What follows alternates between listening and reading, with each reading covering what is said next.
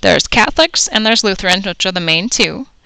And then you also have Presbyterians and Baptists and Methodists and all different kinds of different groups of Christians. And throughout history, they have not got along. I mean, most of England's history is war between the Catholics and the Anglicans. It's been pretty brutal, but we live in America, which is a fairly tolerant society, so we don't really think about that very much. However, with Islam, you know, it's a religion that's 600 years newer, and we see a lot of this right now, and there is warring between the two types. So let's look at those two types. Now, the two types are Sunnis and Shiites. Now, what is the difference? All right, they differed over who should lead the religion after the death of their leader or their caliph. C-A-L-I-P-H, their caliph. You know, could their leader be anybody who is educated and knew a lot about it, or should it be somebody who was related to Muhammad? Well, they split. Sunnis said it should be anybody who's qualified. Sorry, I'm writing with my mouse. Who's qualified, and Shiites believe that it should be a relative. Sorry, you can't really read that, but they thought it should be a relative. So, who should be caliph? Well, that was the big issue.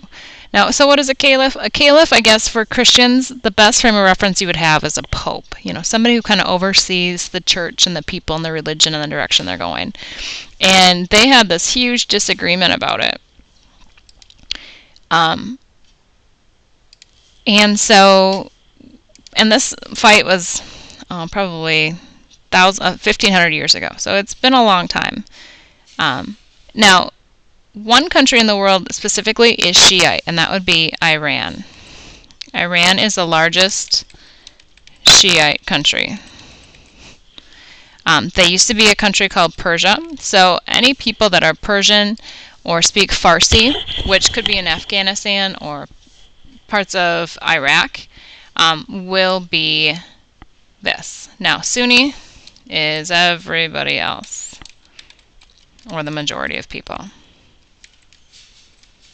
The majority of Muslims are definitely Sunnis. So again, these are the people who thought that you could have just any qualified male as caliph, just someone who's educated, who knows about the church, and relative of Ali, who was Muhammad's son-in-law.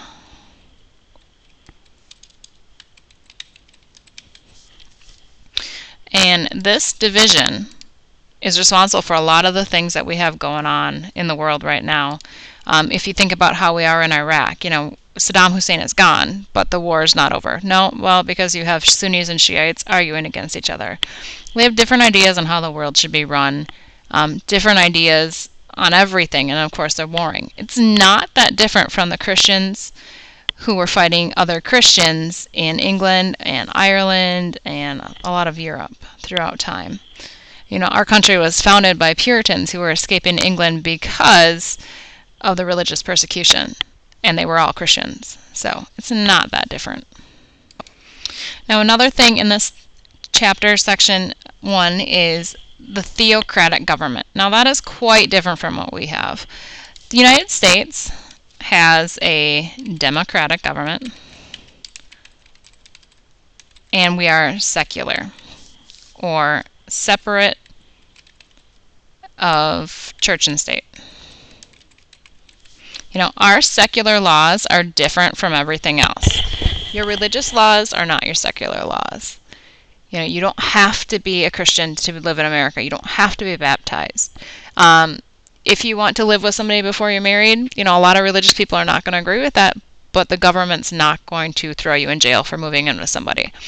However, in a theocratic government system, your religious laws are the same as your government laws. So, religious laws are your civil laws.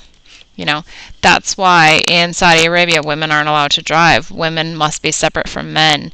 If there's any thought that somebody has been committing adultery on somebody else, they can get thrown in jail or killed in some countries. So whenever your religious law is your civic law, you have a theocratic government. We don't have that. We have this where it is completely separate between church and state. So this is what we have. Now, Iran is an example of a theocratic government. Saudi Arabia is also. Now, if you flip in your book to page 505 and kind of follow along with me, it goes through the different colonial powers that have taken over this area of the world.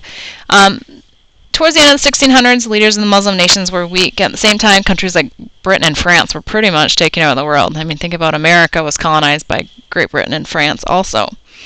And they wanted it, but they were controlled at first by the Ottoman Turks, right here, who were Muslims, and they controlled the area out of Turkey. But then after World War I, the Ottoman Empire lost, and that became Turkey. So Turkey formed, and they lost their territories. So then Great Britain and France divided up that land and took it over, because that's kind of what they did back then.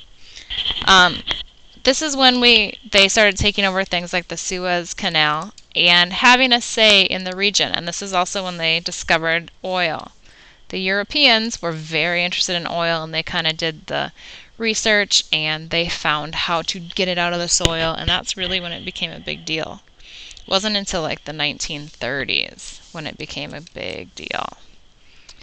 Now, most people in the Saudi Arabian area, in the Arabian Peninsula, it's all desert, so most of them were nomadic people. Well, now they're moving into big cities, and that lifestyle is a lot different. We watched that video on Jeddah, and it was pretty modern. And if you look at some of these things and some of the videos that I post on the Moodle site, you're going to see that they are pretty modern. But please make sure that you're reading the rest of section 1. Now, religious duties do shape their life. They're praying 5 times a day. And in a society where it's announced over the loudspeaker that everybody's going to stop what they're doing to pray, that's a big deal, and it really does dictate how they live. It controls their day. Now, some Christians pray 5 times a day, when they get up in the morning with breakfast, lunch, dinner, and right before they go to bed. But it's not over the loudspeaker and mandatory for everybody. So their religion in the Muslim world, especially in the Middle East, is a huge part of their life. And not being Muslim kind of makes you stick out like a sore thumb. And some countries are okay with that, some are not. And that's when we get some of the persecution issues. But make sure that you read all of section 1. It ends on page 507, and we will catch up with another section. Thanks.